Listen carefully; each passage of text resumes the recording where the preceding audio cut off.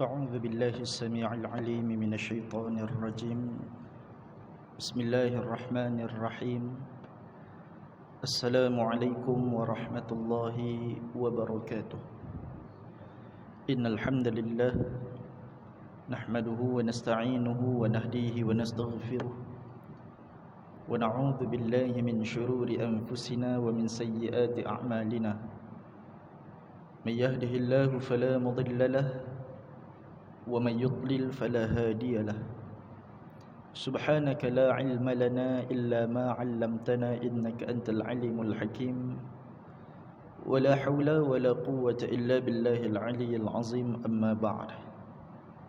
Muslimin muslimat yang dirahmati Allah Subhanahu wa taala sekalian, alhamdulillah pada malam ini kita dapat bersua dan bertemu dengan izin Allah.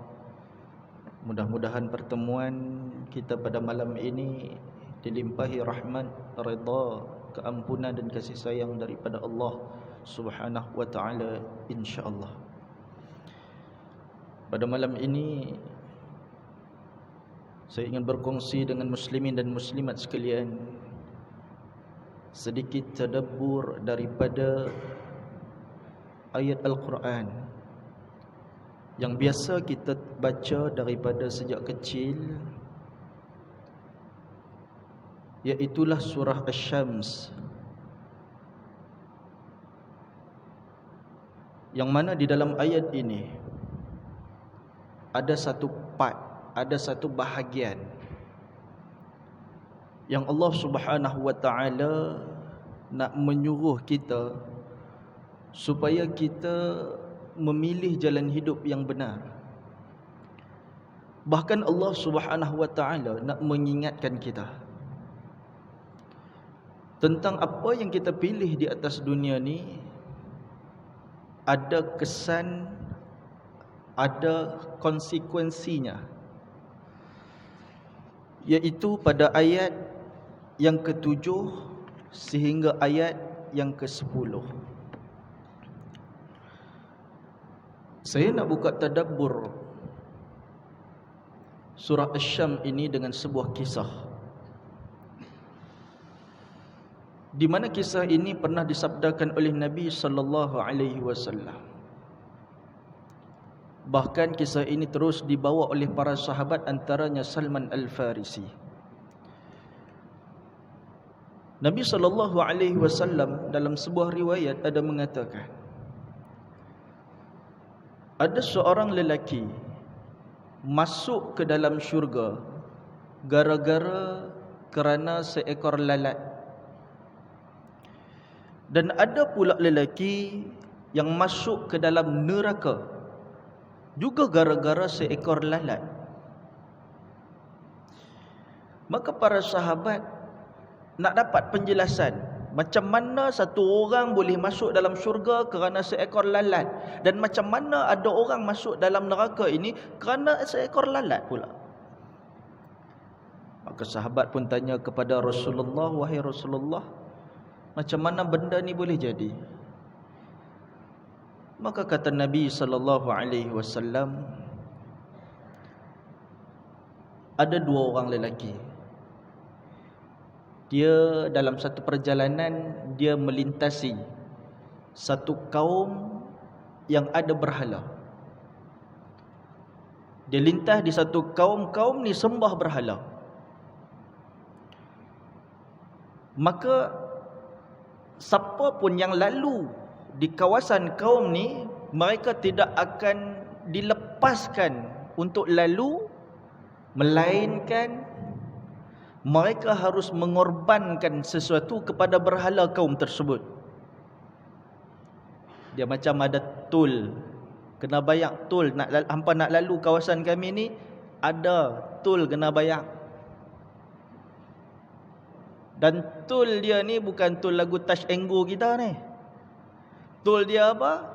Kena pi persembahkan sesuatu kepada berhala kaum ni. Maka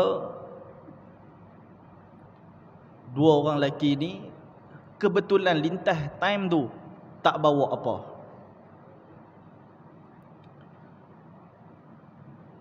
Maka kaum ni kata apa? Hampa boleh bagi apa saja, walaupun seekor lalat. Boleh korbankan apa saja. Kalau hampa nak lintas ni, biarpun hampa memberikan seekor lalat kepada berhala ni, kami lepas. Itu syarat dah. Maknanya apa? Tak payahlah pergi cari lembu, tak payah pergi cari rebau, tak payah pergi cari kambing. Cukup dengan seekor lalat, hampa bawa mai, persembahkan kepada berhala kami ni, kami akan lepas hampa untuk lintas daripada kawasan ni. Maka salah seorang daripada dua lelaki tadi, dia kira nak lintas, kira aku lepas je dia. Alah, seekor lalat. Dia pun pergi pak sekali, ambil lalat tu, pergi persembahkan. Maka dia pun dilepaskan oleh kaum tu untuk lalu di kawasan tersebut. Maka kata Nabi, orang ni termasuk ahli neraka.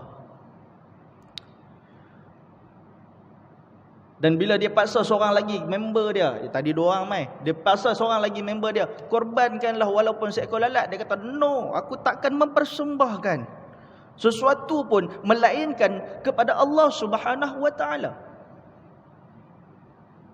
Maka akhirnya kaum tu buat apa?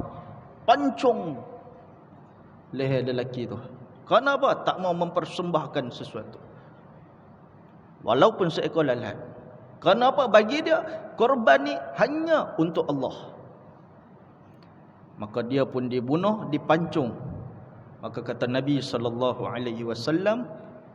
orang ni masuk dalam syurga. Muslimin, muslimat yang dirahmati Allah Subhanahu wa taala sekalian, betapa hadis ini mengajarkan kepada kita bahawa dalam hidup kita ni ada pilihan yang sentiasa diberikan oleh Allah Subhanahu wa taala kepada hamba-hamba dia. Sama adakah kita nak pilih jalan dia yang diredai ataupun jalan dia yang dimurkai. Namun kena ingat, ada kesan daripada pilihan kita itu. Maka sebab itu Allah Subhanahu wa taala memperingatkan perkara ini di dalam surah Asy-Syams ayat 7 hingga 10. A'udzu billahi minasyaitonir rajim. Wa nafsin wa ma sawwaha fa'alhamaha fujuraha wa taqwaha qad aflaha man dzakkaha wa qad khaba man dassaha. Demi diri manusia yang menyempurnakan kejadiannya dengan kelengkapan yang sesuai dengan keadaannya, dan mengilhamkan untuk mengenal jalan yang membawanya kepada kejahatan dan juga yang membawa kepada takwa. Nampak? Allah bagi dua jalan. Allah ilhamkan kepada manusia jalan yang menuju kepada kejahatan dan jalan menuju kepada ketakwaan.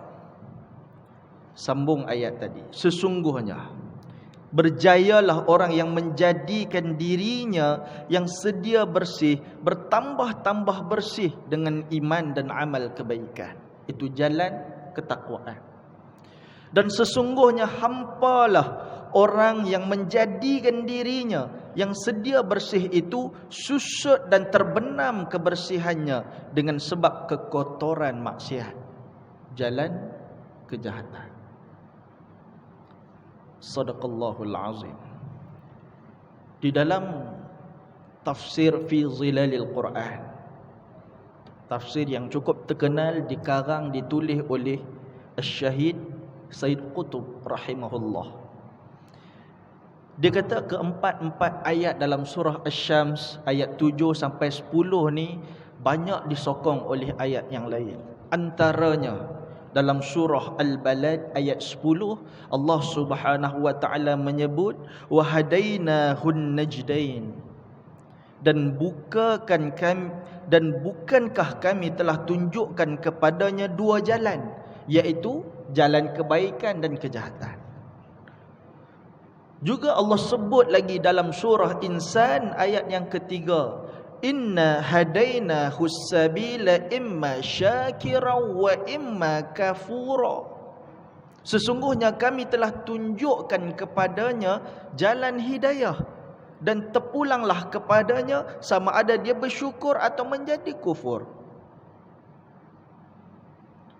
Dalam ayat yang lain, ayat daripada surah Sad ayat 71 sampai 72, idh qala rabbuka lil malaikati inni khaliqun basharum min tin fa idza sawaituhu wa nafakhtu fihi min ruhi faqa'u lahu sajidin.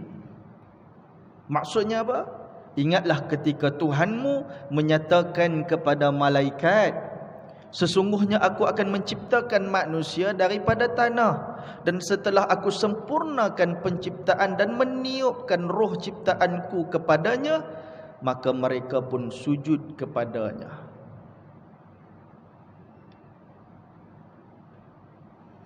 Begitu juga ayat yang mempunyai pertalian yang melengkapkan ayat-ayat ini. Disebut dalam surah Al-Muddathir ayat 38, kullu nafsin bima kasabat rahina. Setiap orang terikat dengan tanggungjawab terhadap perbuatan yang dia buat. Kita terikat dengan apa yang kita buat atas dunia ni. Dan juga surah Ar-Ra'd ayat 11, innallaha la yughayyiru ma biqaumin hatta yughayyiru ma bi anfusihim. Ayat yang cukup famous kita selalu dengar. Sesungguhnya Allah tidak mengubah keadaan satu kaum sehingga mereka mengubah keadaan yang ada pada diri mereka sendiri. Maknanya apa? Kita ni, apa pilihan hidup kita? Apa kelakuan, apa pertuturan yang kita pilih? Kalau kita sendiri tak ubah apa yang ada pada diri kita, maka Allah tidak akan mengubah kita. Maka daripada ayat-ayat inilah menggambarkan bahawa manusia itu ada sifat-sifatnya yang asas, yang pokok, iaitu manusia ini ada dua tabiat.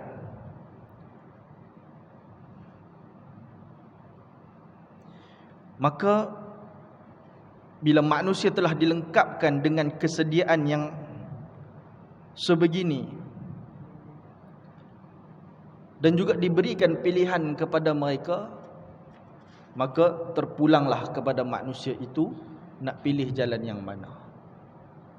Sebab itu dalam sebuah hadis Nabi sallallahu alaihi wasallam, Nabi pernah bersabda, kalaulah manusia itu tidak tahu malu, maka perbuatlah apa yang dia kehendaki. Bahkan Nabi kata bukan ucapan ini dia sahaja, ucapan ini telah diucapkan oleh nabi-nabi yang terdahulu. Kalau kamu tak tahu akan malu, buatlah apa yang kamu kehendaki. Dan ucapan begini memberi satu gambaran kepada kita bahawa manusia boleh pilih apa yang dia nak dalam hidup dia.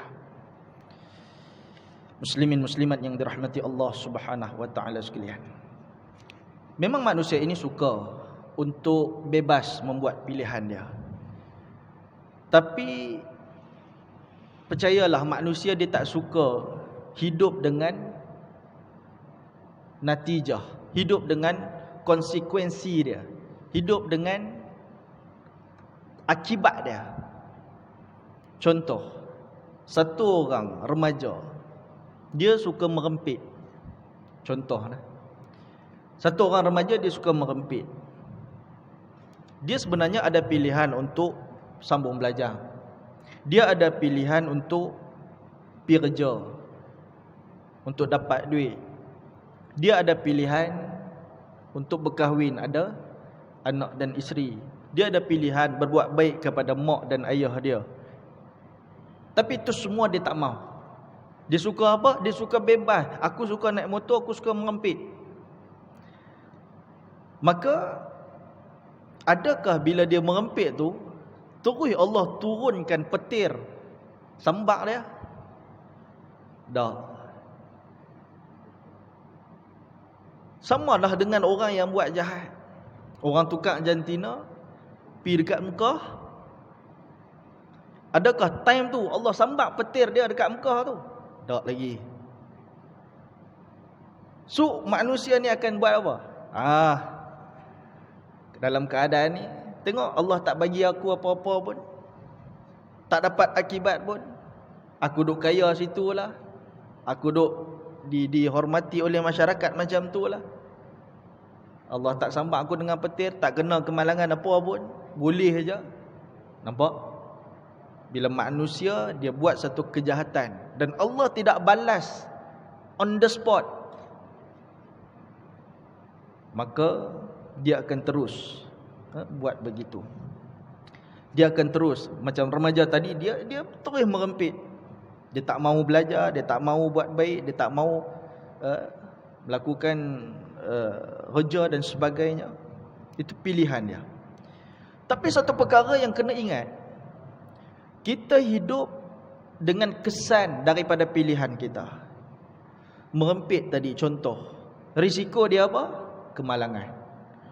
Dan risiko itu sangat besar akan berlaku kepada diri dia. Kalau dia tak mau belajar bersungguh-sungguh, risiko dia apa? Dia akan jadi orang jahil sampai bila-bila. Dia akan jadi orang yang ketinggalan. Kalau dia tak mau buat baik, maka dia akan hidup menjadi kesan pada hidup dia, dia akan buat benda yang jahat.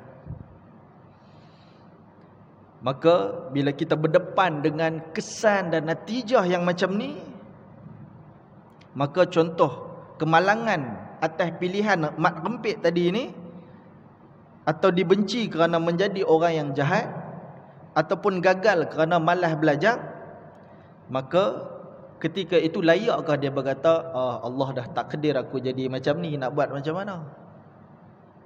Itu atas dunia. Ataupun bila sampai dekat akhirat nanti, bila Allah masukkan dia ke dalam neraka, dia kata, mana boleh aku masuk dalam neraka? Allah dah takdir aku jadi pencuri. Bolehkah dia kata macam tu? Sudah pasti tak boleh. Kerana menjadi pencuri, menjadi rempit, menjadi orang tak baik, itu pilihan dia, bukan atas takdir Allah atas diri dia. Dan kita tak boleh salahkan Allah Subhanahu Wa Taala, sebab kita yang buat pilihan, dan pilihan kita itu ada kesan, dan kesan itu kita tak boleh nak elak. Melainkan kita akan hidup dengan kesan tu. Sama ada kesan tu dapat segera atau dilambatkan, tapi kita akan hidup dengan kesan apa yang kita buat atas dunia ni. Dan bila kita kena kepada kesan itu, barulah kita ingat bahawa kita yang memilihnya. Kita yang memilihnya. Dan mungkin orang seringkali dia marah kepada kawan yang nasihat kepada dia. Dia kata apa? Han jangan tegur akulah. Kubur ni masing-masing. Yang biasa dengar ayat ni dulu. Han jangan duk tegur aku. Kita nanti kubur hang lain aku lain. Kan? Tapi member dia ni duk bagi nasihat kepada dia, kebaikan kepada dia, supaya pilih pilihan yang baik. Dan Allah Subhanahu Wa Taala sendiri tidak meninggalkan kita hanya dengan ilham-ilham kejahatan. Adakah Allah ni tinggalkan kita, boleh buat kejahatan begini, begini, begini, begini? Tak. Melainkan Allah membentangkan kepada kita jalan-jalan kebaikan. Bahkan dengan kasih sayang Allah, bila kita melakukan kejahatan, rasa bersalah, rasa nak bertaubat, ada pula jalan kebaikan yang akan mengiringi kita. Taubat, peluang, itu peluang yang Allah berikan kepada kita, pilihan. Persoalan yang utama adalah apa yang kita pilih. Itu persoalannya. Muslimin muslimat yang dirahmati Allah Subhanahu wa taala sekalian. Sebenarnya bukan susah untuk seorang manusia itu membezakan yang mana baik, yang mana buruk. Kebiasaannya perkara-perkara yang Allah Subhanahu wa taala larang ni adalah perkara yang akan bawa mudarat kepada kita. Perkara yang akan bawa aib dan malu kepada kita. Biasanya itu perkara yang dilarang oleh Allah. Kan? Malu tak kalau orang tahu kita ni pencuri? Malu. Malu tak kalau kita orang tahu kita ni seorang peminum arak? Malu. Malu tak kalau orang tahu kita ni duk tikam nombor ekor? Malu. Biasanya kita akan malu. Ataupun dia akan bawa keburukan kepada kita. Jadi porak peranda rumah tangga, duk bergaduh dengan member lain, duk macam-macam. Minum arak ni naik kereta langgar orang habis, biasa akan bawa kemudaratan. Benda yang dosa ni biasa bawa kemudaratan. Benda ni kita boleh nampak.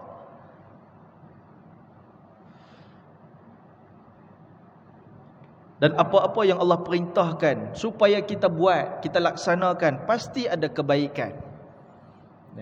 Pasti ada kebaikan. Bukan sahaja kepada diri kita, bahkan kepada orang lain. Bantu orang, tolong orang, bayar zakat. Zakat tu pula boleh pergi bantu orang lain. Semayang, puasa, itu semua ada kebaikan-kebaikan dia. Bukan sahaja kebaikan rohani, dibongkar pula daripada sudut sains, daripada sudut kesihatan dan sebagainya. Maka benda ni cukup jelas. Benda yang Allah perintah, semua akan bawa kebaikan. Benda yang Allah larang, pasti ada kemudaratan dia. Cuma makhluk dia ni kadang-kadang ni tutup sebelah mata. Tutup sebelah mata tak apa, nampak lagi. Ni tutup dua-dua belah mata, nak juga minum arak tu, walaupun dia tahu ada keburukan.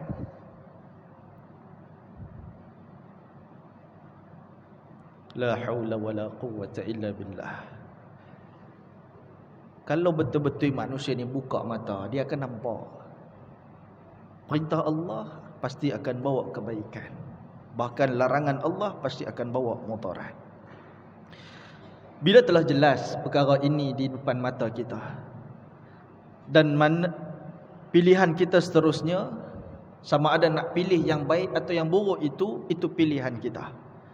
Kita bebas memilih, tapi ada baik dan buruknya. Allah Subhanahu wa taala berfirman dalam surah Al-Baqarah ayat 256, minta maaf. Surah Al-Baqarah ayat 256. Ayat yang famous kita selalu baca, la ikraha fiddin. Tak ada paksaan dalam agama. La ikraha fiddin. Qad tabayyana ar-rusydu minal ghayy. Kerana sesungguhnya telah nyata kebenaran daripada kekufuran itu. Faman yakfur bit-taghuti wa yu'min billahi faqad istamsaka bil 'urwatil wuthqa lam fisama laha. Oleh itu, siapa yang tak percaya, sesiapa yang tidak percayakan taghut dan beriman pula dia kepada Allah, maka sesungguhnya dia telah berpegang pada simpulan tali agama yang teguh, yang tidak akan pernah putus. Wallahu sami'un alim. Dan Allah itu maha mendengar lagi maha mengetahui. So Islam ni la ikraha fiddin, tak ada paksaan dalam agama. Sebab betul-betul dah depan mata kita tu apa yang benar, apa yang salah. Tetapi yang kita kena ingat, pilihan kita itulah yang akan ada kesannya. Dan kita sendiri yang pilih itu akan menerimanya. Antara kesan-kesan lain daripada pilihan kita adalah kesan yang tidak terlihat, kesan yang kita tak nampak, ataupun yang belum lagi sampai kepada kita, yang belum lagi berlaku dalam kehidupan kita. Maka sebab itulah ada manusia yang terus menerus memilih pilihan yang buruk. Dia terus berzina, gaji tetap masuk, kaya macam tu juga, terus tak solat tapi dapat markah tinggi juga, terus tak tutup aurat, rezeki duk masuk juga. Maka macam-macam berlaku. Sebab kita tak nampak kesan buruk dalam memilih jalan yang batil ini. Dan hendaklah kita ingat, wujudnya kesan-kesan yang tidak terlihat dan kesan-kesan yang belum tiba. Itu kena ingat. Walaupun hari ini kita buat maksiat, tetapi semakin mendapat kita kata nikmat dunia. Itu sebab kerana kesannya belum sampai kepada kita. Itu tak apa lagi, kesan akan datang. Kalau kesan tak datang terus, dia akan jadi apa? Istidraj. Allah terus menerus memberikan nikmat dunia tu kepada orang yang berbuat maksiat, supaya dia rasa okey buat maksiat ni, dan terus sehingga akhir hayat dia. Rupa-rupanya dia lupa pesan Nabi di dalam sebuah hadis, akan datang satu orang di hari kiamat yang paling bahagia hidup atas dunia, dicelupkan beberapa saat di dalam neraka, diangkat dia daripada neraka itu, kemudian ditanyakan kepada dia, wahai manusia, pernah tak kamu rasa nikmat sebelum ni? Manusia kata apa? Wallahi, aku tak pernah rasa nikmat. Duduk sebentar dalam neraka kerana dosa dia tu, dia akan habis lupa dah nikmat yang dia pernah dapat atas dunia ni. So apa nilai seorang yang dia dapat macam-macam kebahagiaan atas dunia ni, tetapi dalam keadaan dia bermaksiat kepada Allah? Kerana itu semua akan dia lupakan setelah dia dicelupkan beberapa saat di dalam neraka Allah. Tak ingat dah.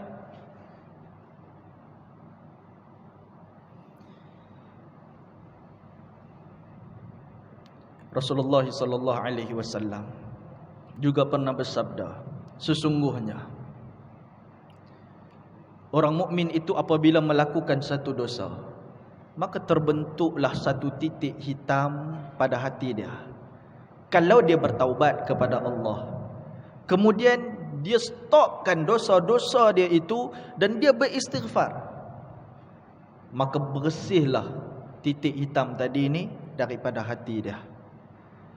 Kalau dia terus melakukan dosa tanpa ada taubat, tanpa dia stop melakukan dosa itu, maka bertambah lagi titik hitam pada hatinya, sehingga akhirnya tertutuplah hatinya.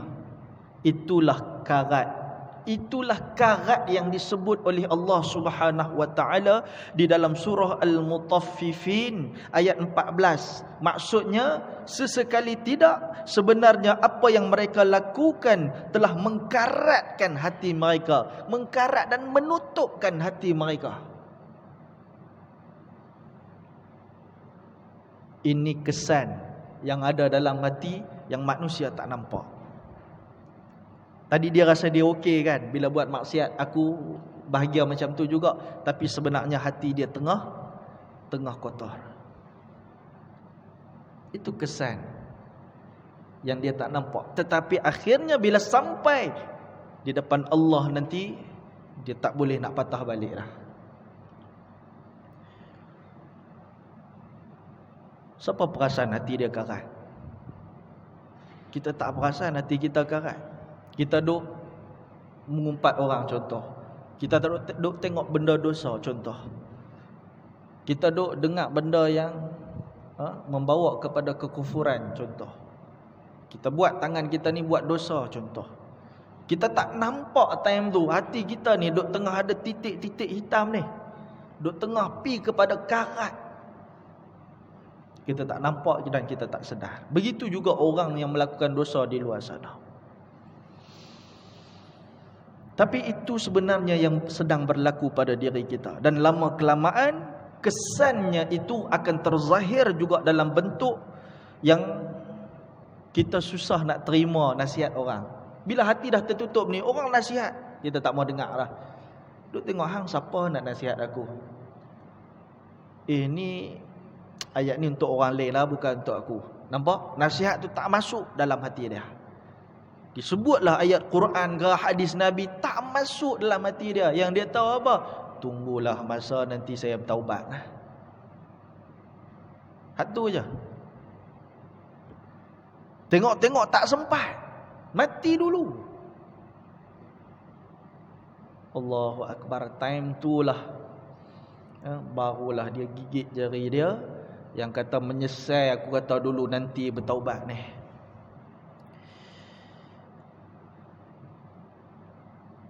Dan sudah pasti kesan yang paling besar adalah apabila sampai di depan Allah di hari akhirat nanti, iaitu syurga dan neraka. Ada perbuatan baik yang kita buat atas dunia tak terbalas, tak ada siapa balas.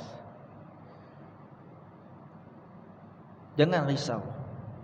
Okey, kita buat baik dalam pekerjaan kita, dalam tanggungjawab kita, kita buat terbaik tapi tak terbalas pun di atas dunia ni. Jangan risau, sampai dekat akhirat pasti Allah akan ambil kira kebaikan sebesar zarrah sekalipun, Allah akan balas. Begitu juga orang yang melakukan dosa atas dunia ni, walaupun tidak dibalas, belum lagi terima hukuman, tak kena sambak petir, bahkan bertambah pula gaji dia, keuntungan dalam bisnes dia, tapi dalam keadaan dia buat maksiat, dia pun jangan risau, pasti Allah akan balas kejahatan dan keburukan serta kemaksiatannya dekat akhirat, walaupun sebesar zarrah. Allah tak akan lepas. Ini keadilan Allah ke atas manusia. Dan sebagai penutup, kita manusia ni kena bijak untuk buat pilihan. Jangan diikutkan sangat nafsu dan juga ego kita untuk memilih sesuatu yang menyimpang dan memudaratkan. Kadang-kadang orang ego, kan, dia tak mau pilih kebaikan, dia nak pilih juga kemaksiatan. Dia rasa apa? Hampa tengok aku buat maksiat, relax ya. Aku buat kejahatan, tak ada apa-apa aja. Tak ada apa-apa berlaku kepada aku, selamat je. Kerana apa? Dia jadi macam tu. Sebab dia ego. Dia ego, dia tak kena lagi kesan daripada maksiat dia, maka dia akan berterusan melakukan kemaksiatan itu. Maka sebab itu kita jangan ada rasa ego dengan Allah Ta'ala, ada rasa besar diri pada Allah Ta'ala, sehingga kan ada yang rasa tengok Allah tak mampu nak bagi kesan buruk pun pada aku. Ada. Sebab tu berani sampai nak keluar daripada Islam. Dia tak takut dah. Dia dah tak ada takut dah dalam diri dia. Hati dia dah tertutup.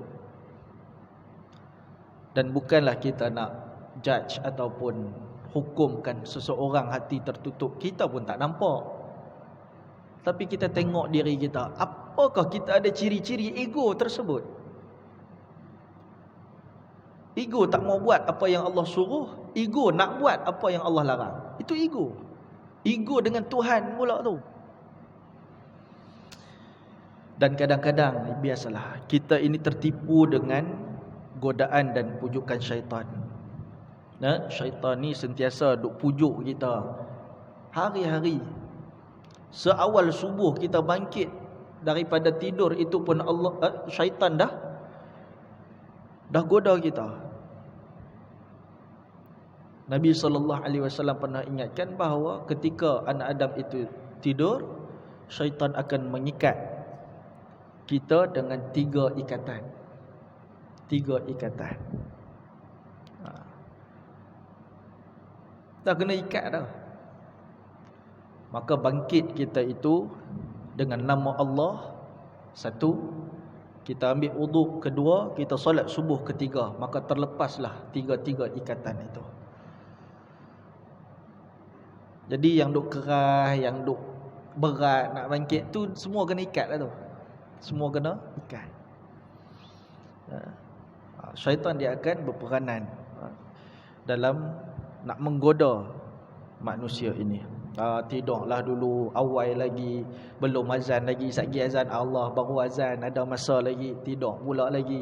Bangkit pukul 10 pagi dah.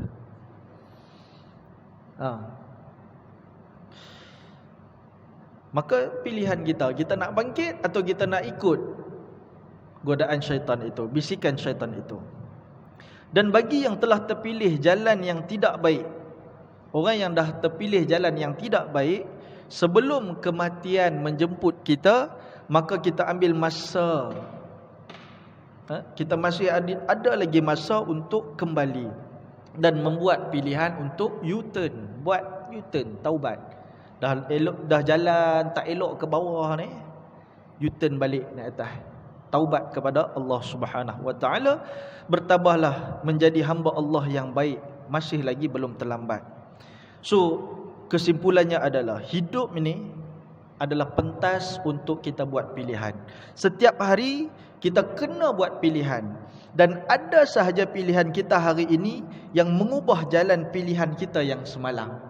Mungkin nak kita ada yang U-turn daripada apa yang kita pilih semalam. Semoga kita sentiasa membuat pilihan-pilihan yang baik, dan kita membuat pilihan untuk mengubahnya, dan adalah untuk mengubah ke jalan yang lebih baik, ke jalan Allah Subhanahu wa taala. Kerana akhirnya kita akan hidup dengan kesan-kesan daripada pilihan kita itu. Kalau tidak di dunia, pasti di akhirat kelak kita nampak dan rasai kesan itu. So muhasabahlah sekadar itu. Hadza wabillahi taufiq. Assalamualaikum warahmatullahi wabarakatuh.